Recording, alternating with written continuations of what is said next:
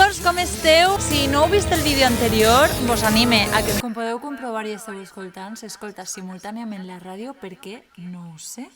Però bé, espero que gaudiu del vídeo, per sort no és tot el vídeo així i espero que vos agradi. Ens trobem en la Seda Jazz, que és un col·lectiu de músics de jazz, on fan així, en esta casa d'ací, en esta alqueria, fan tallers, fan concerts i fan moltes coses molt interessants. Si no heu vist la primera part del vídeo, en la primera part entrevistava al president de la banda de Santa Cecília de Sedaví i a la directora de la banda del mateix. I en este vídeo aneu a veure que vaig entrevistar altres personetes. Qui? Aneu a descobrir-ho. Endavant en el vídeo!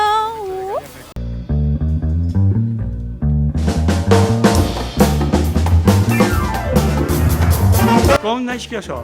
Pues naixia perquè en una passejada el fill de Vicent Ruiz me demanà si me podia encarregar de les coses que son pare havia deixat habitant.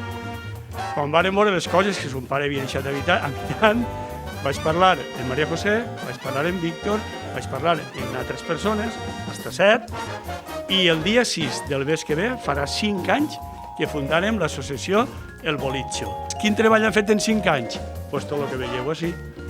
Recuperar fotografies, fer entrevistes a persones majors que els seus oficis s'han acabat, pastors, polimentadores, ebanistes, etc. El Bolitxo, bàsicament, recupera la història cultural del poble. I guarda tot allò que estaria en perill de perdre's, com podeu veure, no? que n'hi ha escritures del nombrament dels alguacils de 1600, els originals. M'ha comentat Pastrana que n'hi ha famílies que cremen documents de la història del poble. Tu això què et sembla?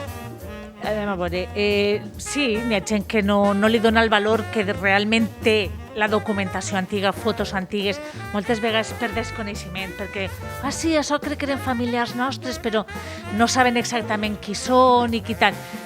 Com diu Manuel, no n'hi ha cap problema, que mos ho duguen, que nosaltres ja investiguem el que fa falta i entonces ho quedem i ho digitalitzem per a historiadors, per a gent que li interessa la història del poble. I entonces sempre demanem que no tiren res, que mos ho porten. Som l'ecoparc de la documentació. Tot així, que nosaltres ja triem, i ho guardem, i ho escanegem i traguem benefici d'això. La història sempre és un benefici per a tots. La poeta popular, a més, té un himne a Sedaví, molt important, al poble. Ell escrivia, tots els anys, en el llibre de festes, alguna reflexió molt sobre la banda, perquè ell estava molt lligat a la banda de música. Sí. I molt perquè va formar part, que el que li deia Rubén, quan se va fer el musical nou. Ell va ser dels que més treballar, ell i, bueno, mira, abuela, senyora Pepa Baixauli, D.O. Joder, ¿en serio? La Clara, senyora Pepa Baixauli, D.O. D.O. D.O. No te ho pergues.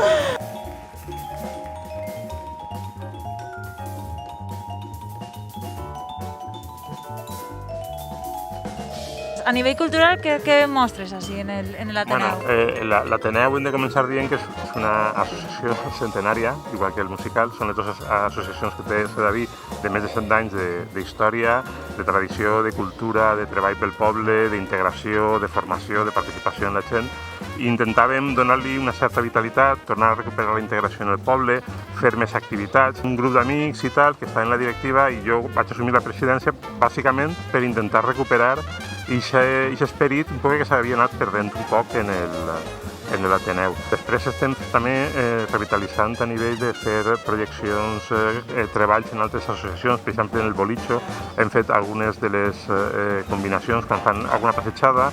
Després recuperem part de les fotografies o de les històries que s'han anat contant en aquesta passejada, després les fem en un audiovisual que les emetem dalt en l'Ateneu té dalt una planta per emissions i demés. Tenim també treballs en altres associacions del poble, en algunes associacions de ball, associacions de tipus gastronòmic i tal. Intentem fer interaccions en ells per donar un poc de visibilitat a aquestes associacions i al mateix temps dinamitzar el poble i recuperar un poquet aquesta vida que per sort o per desgràcia ara amb el tema del Covid evidentment s'ha truncat un poc, però estem intentant revitalitzar-ho d'altres maneres, mitjançant tècniques online, seguisca viu i que al mateix temps permet a la gent continuar relacionant-se i comportant un poc de marca.